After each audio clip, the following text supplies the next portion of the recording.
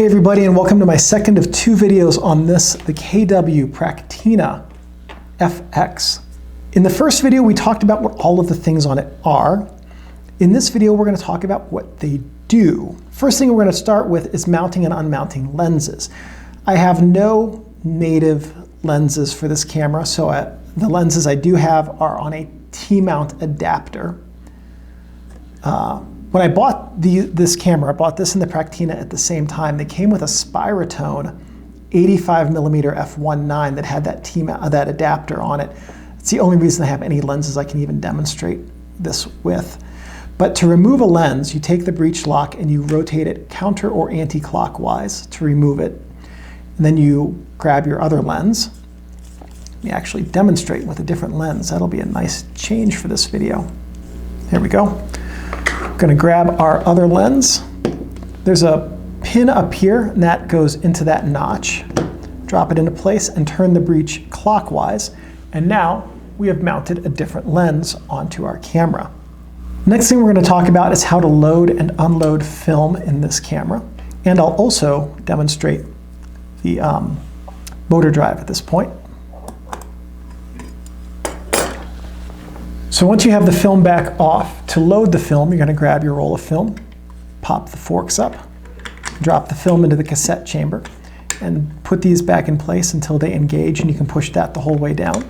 Now we're going to take out a leader, and we're going to advance until we see one of these slots that we can put this into.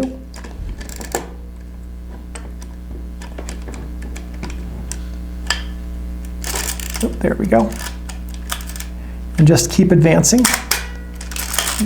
Now we know that that is being taken up. So we'll put the film back on. Oops. We're going to advance 3 frames.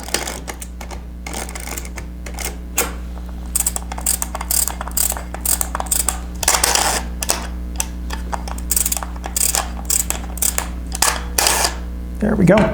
3 frames, and now we're going to manually reset the frame counter to 0. There we go, or 1. Actually, I guess we could do is 1. Yeah, and now we're ready to start taking photos. To use the clockwork film advance, just going to turn this, and there seems to have been some variation in these.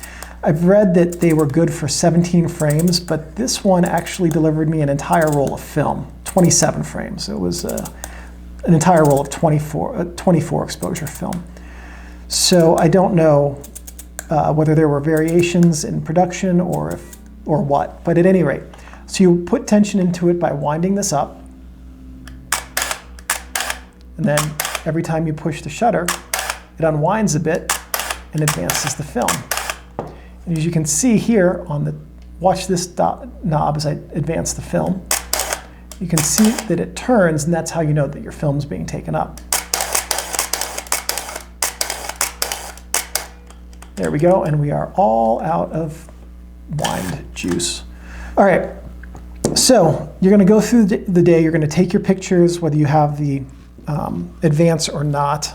There's also this advance here, which is gets mounted on the bottom, but this one's got some messed up internal gearing and doesn't work, unfortunately. There were accessories galore for this system. It was just fantastic. At any rate, you go through it, you take all of your photos, and then you want to rewind it. To rewind the film, just occurred to me I have no idea how to rewind the film with the wind-up motor drive on. I feel like it should be done with this thing, but it isn't. Well, I know I said I wasn't going to take this guy off, but I can't think of a different way to rewind the film. So I guess I'm going to take this guy off. And good news is when we rewind the film, we'll figure out how it is. Oops, that's right. Got to undo this screw first. Good news is we're about to find out how to rewind the film.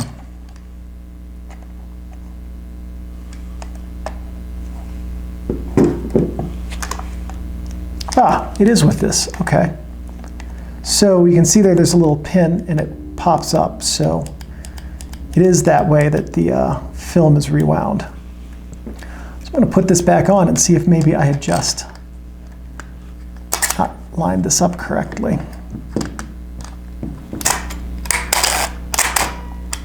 Oh, dang it, this is what happened last time I did this. If you don't get the gearing lined up exactly perfectly, then, oh man, this thing is such a pain.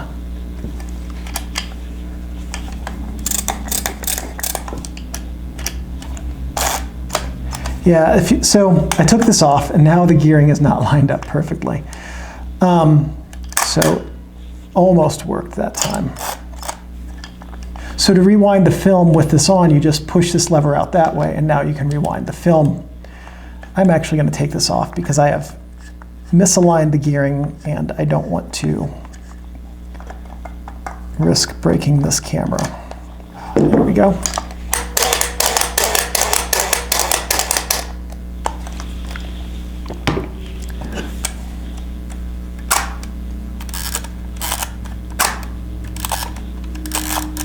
Okay. Now, to rewind the film with that on, there's the little lever, but if you don't have it, you just push this button in, and now you can rewind the film. Unless I have broken mine off. Ooh.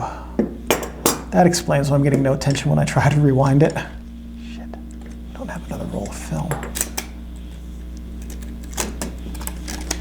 So that motor drive is a little bit more powerful than modern film stock's ability to stay in the camera. So when you rewind the film, you push that in, and now this sprocket spins freely, and you can rewind the film. Oh, this video has gone off the rails. All right, let's just move on. All right, so the next thing we're going to talk about is how to use a flash with this camera. There's no hot shoe. You can only connect a flash through these two ports right here. The top one is your X port, and the bottom one is an F port. So you're going to plug into the top with any modern flash, and any modern flash will work, as long as you are set to 1/25th of a second or slower. Oops, wrong way. There we go. So our flash sync on this is 1/25th of a second. Realistically, this is not a camera that you really are going to use for flashes because that is such a slow sync speed. If you do want to use a flash, you'll need a flash bar, which is basically a flat piece of metal that comes off to the side and you can mount a flash on it. It's not a hot shoe, it doesn't have a contact on it, it's just an accessory shoe to hold the flash. And then you need a cable to connect it to the X port over here. And that's how you're gonna use a flash. The reason that the flash sync doesn't work on any speed is because flashes don't work by the shutter curtains moving faster. So if my hands represent the shutter curtains, the first one opens and then the second one closes, right? So if it's 1/20th of a second, the first one opens and that's the fastest shutter speed at which the entire film plane is open to light, and then the second one closes and then the film is advanced. At 1/500th, there's going to be a very thin gap between them. At 1/125th, it'll be a little bit bigger. So if you used a photo and shot a flash at 1/500th, you might have a little strip of illuminated light where the rest of it, the film would be blank because it would be blocked by the shutter. So that's how the flash works on this camera and why you have a flash sync speed of 1/20th of a second. Now, the last thing we're going to do here is talk about how to take a photo with the camera.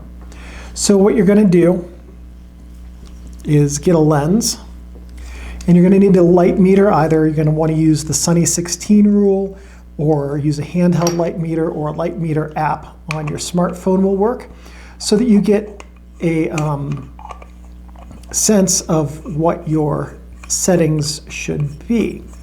And it's related to the Sunny 16 rule, there's also the shaded 8 rule, or the indoor 4 or indoor 2.8, depends on what you want to use. At any rate, so there are different rule of thumb guides that will help you get an exposure that's pretty close. So you want to make sure you have a lens mounted on your camera. This is a preset lens, so I'm going to set the aperture here. Wrong way. So with the preset lens, what you do is you set your aperture, and on this one in particular, there's an open and close switch. So set the aperture and then focus with it on open, and then when you take your picture, hit close and then take your photo. Okay, so you've got your lens on your camera. Your shutter is armed and ready to take a photo. What you're going to do is focus, set your aperture, and if you have an automatic diaphragm lens and one of the FXs that can use that, you just take the picture, the aperture closes down, the shutter activates, and then you've got a picture. And then after that, you advance the film. And that is it for my video on the Praktina FX.